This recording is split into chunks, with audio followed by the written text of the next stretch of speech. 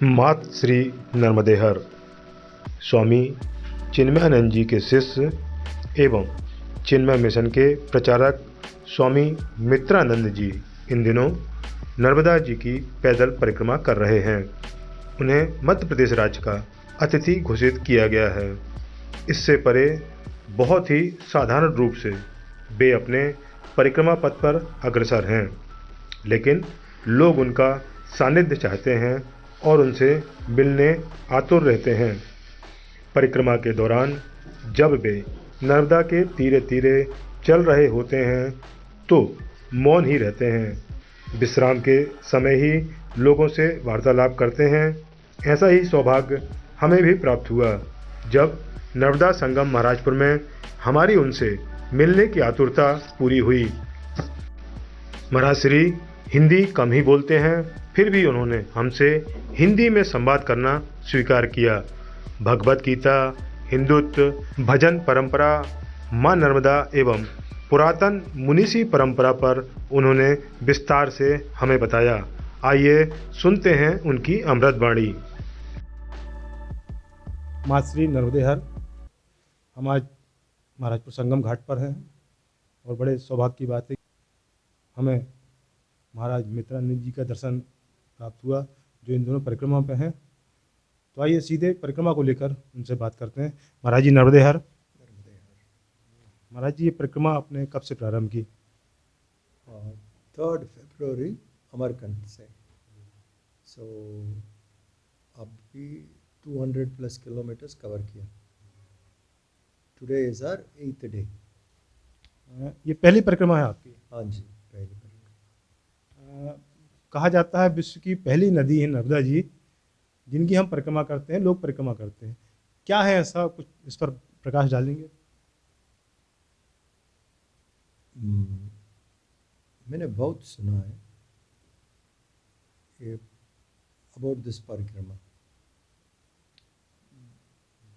And मैं तो साधक हूँ, so there was curiosity to do परिक्रमा एंड 8 दिन में मैं बहुत फील किया माँ Narmada. So that was very very good and mind को शांत हो जाता है, कंप्लीटली पीसफुल, और आगे क्या करना है उसको भी क्लैरिटी मिलता है।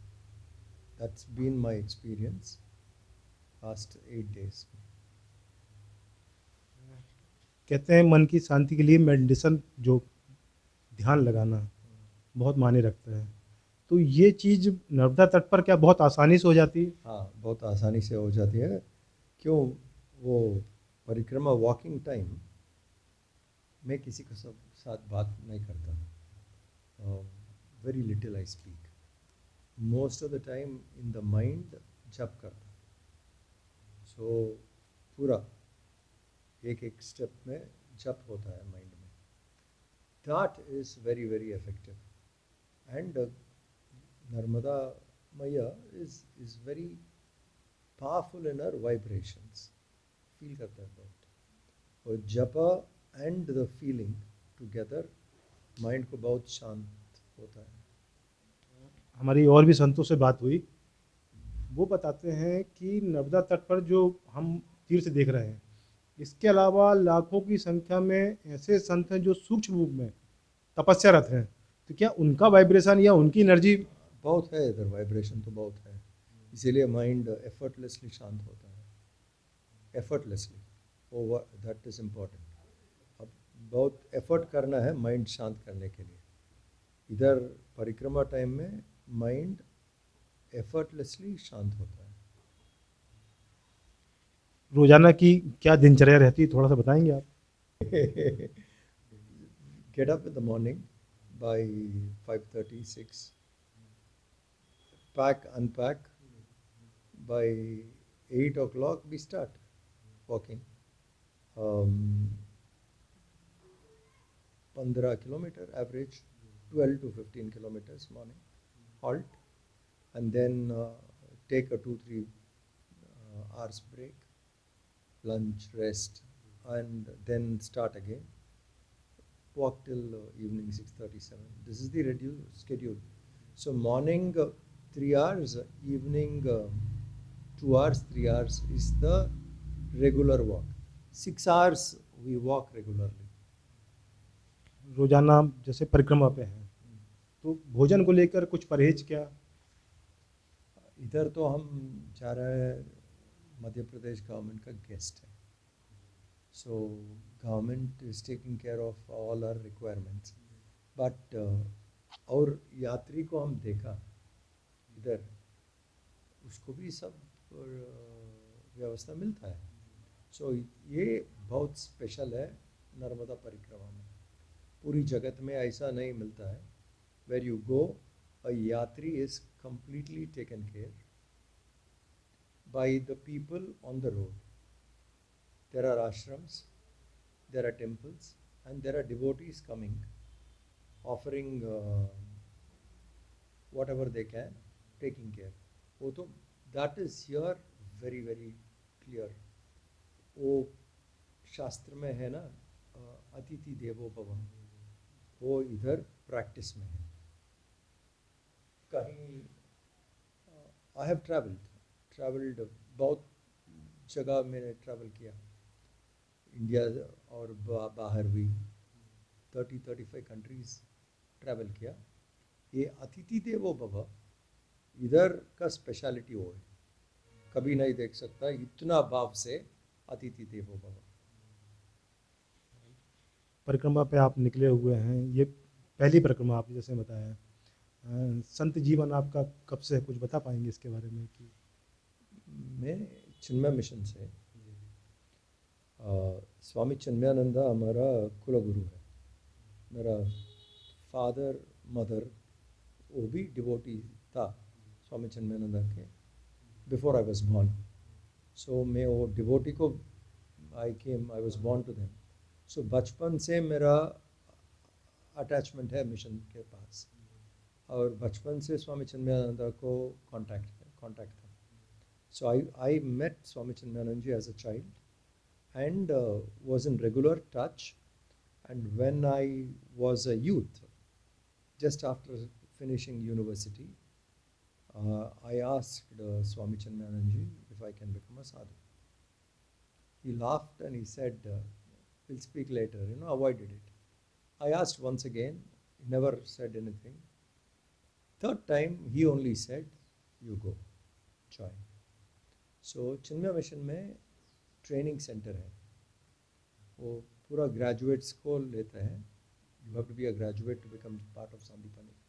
आश्रम का नाम सांदीपनी। उधर ट्रेनिंग देता है 2 इयर्स का, 2 इयर्स ट्रेनिंग। वो 2 इयर्स ट्रेनिंग के बाद हम बाहर आते हैं आश्रम से प्रचार करने के लिए, भगवद गीता उपनिषद।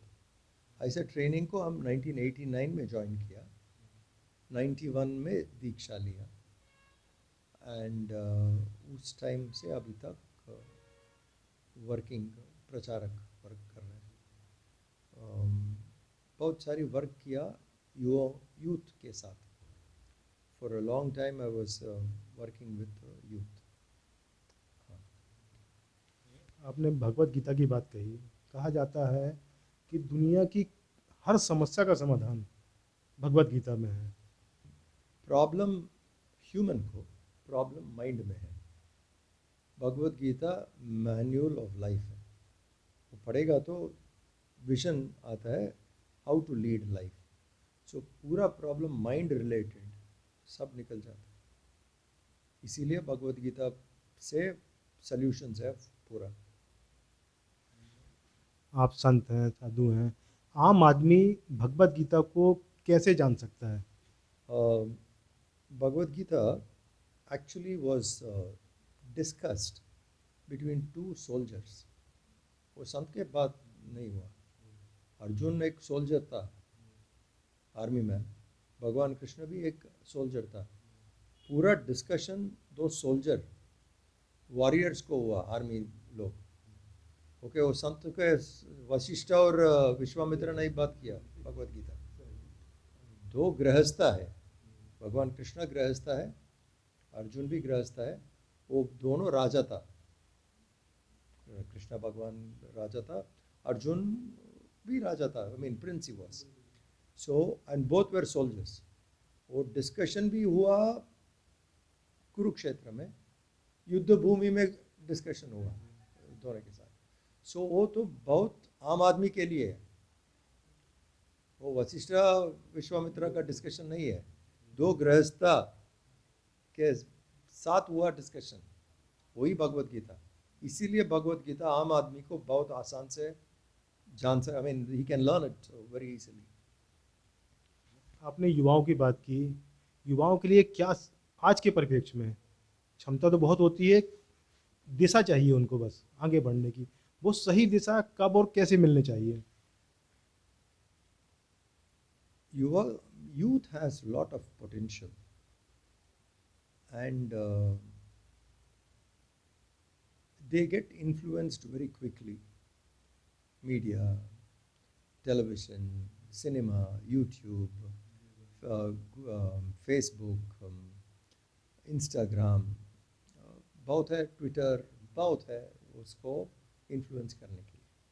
So we also have to adopt methods by which we can inspire today's youth.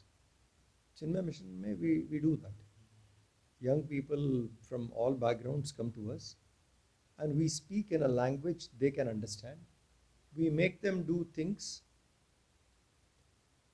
which they like doing it, but it would be what we want. So basically the formula with youth is make them do what you want, but the way in which they like doing it. I'm repeating. Make them do what you want, but the way in which they like doing it.